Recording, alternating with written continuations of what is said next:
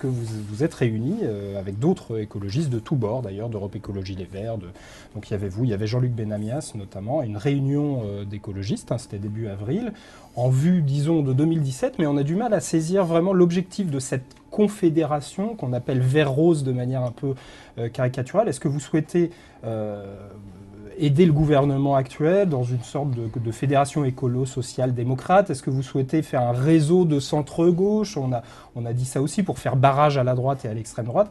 Quel est l'objectif de cette confédération? Je vais vous dire, on a l'impression que vous n'êtes pas d'accord d'ailleurs là-dessus. Non, non, parce que moi je suis profondément en travail avec la société civile, avec les réseaux de la société civile. Et je pense qu'on ne répond pas aux besoins de nos concitoyens en faisant des alliances d'appareils. Je pense que c'est à côté de la plaque. C'est pourtant ce qu'envisagent certains des membres de ce groupe, Jean-Luc Benamias notamment. Oui, mais je peux ne pas penser comme Jean-Luc Benamias. Au départ, lorsque cette réunion a été envisagée, c'est Baupin qui m'a appelé en me disant « Écoute, voilà, on va faire une réunion sur la responsabilité des écologistes. » Je lui ai dit « Ok, je viens. » Bien. Cette réunion sur la responsabilité des écologistes est transformée en « Est-ce que les Verts doivent aller au gouvernement ou pas ?» Bon. Ah, donc vous êtes en train de dire que ça a été détourné de son objectif. C'était un sujet qui était déjà complètement différent. Et puis là-dessus s'est branchée l'idée de Jean-Luc Benamias qui veut faire une maison commune. Sauf que avant de faire une maison commune, il faut déjà savoir ce qu'on veut mettre dedans. Alors lui, il dit le contraire. Il dit qu'il faut s'allier tout de suite pour lutter contre la droite et l'extrême droite, contre le populisme. S'allier pour faire quoi? Pour convaincre qui? Si c'est pour faire des alliances d'appareils, mais ça ne sert strictement à rien du tout. Ce qui est important, c'est de voir quels sont les problèmes des gens, comment est-ce qu'on peut, dans le contexte du XXIe siècle, parce que les choses changent très vite, pouvoir répondre, avoir des propositions concrètes, une vision positive des choses. C'est la raison pour laquelle, moi je pense qu'effectivement, chacun ne va pas rester chez lui. Et j'avais dit, écoutez, commençons par travailler sur un réseau ouvert sur la société. C'est pour ça que vous avez monté le comité Roosevelt, c'est ça? Enfin, c'est un site internet, en fait. Alors l'idée que j'avais lancée, c'est de dire, faisons...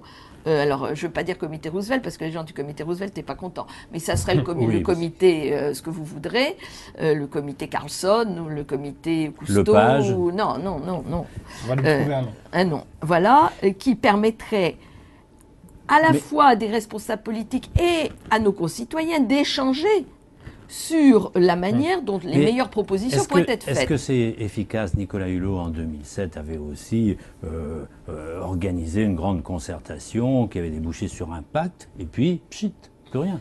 Alors, un Grenelle. Je répondrai deux choses. D'abord, le pacte de Nicolas Hulot, ça a quand même donné le Grenelle derrière. Oui, mais pour quelle décision concrète derrière? Pas grand-chose, je suis d'accord avec vous. Mais débattu, deuxièmement, ma proposition est très différente parce qu'elle vise à associer la société. Moi, j'en ai assez de ce système politique. D'un côté, vous avez les politiques qui décident, et puis de l'autre côté, les citoyens qui obéissent. Eh bien non, la société du XXIe siècle, c'est pas ça. C'est la société qui co-travaille, qui coproduit, qui co-décide avec les responsables. Et c'est la raison pour laquelle j'avais proposé le réseau, parce que le réseau avait cette capacité, vous en êtes un exemple ici, de réunir très facilement les gens et de pouvoir permettre très facilement l'échange. Bon, visiblement, les visions sont beaucoup plus politiciennes que ce que vous n'avez pas peur, là. du coup, d'être récupéré en fait par les Verts qui souhaitent entrer au gouvernement et qui est que des visées purement politiciennes derrière? C'est la raison pour laquelle moi je suis restée... Vous prenez vos distances maintenant, j'ai l'impression, avec cette initiative. Si vous voulez, cette initiative, je ne l'ai pas soutenue au départ. J'ai dit que j'acceptais de venir parce que ça me paraît normal d'échanger avec tout le monde. Mais dès le départ, j'ai dit que moi j'étais pour un travail avec la société civile, que c'était ça qui m'intéressait et que c'était ça qui était important.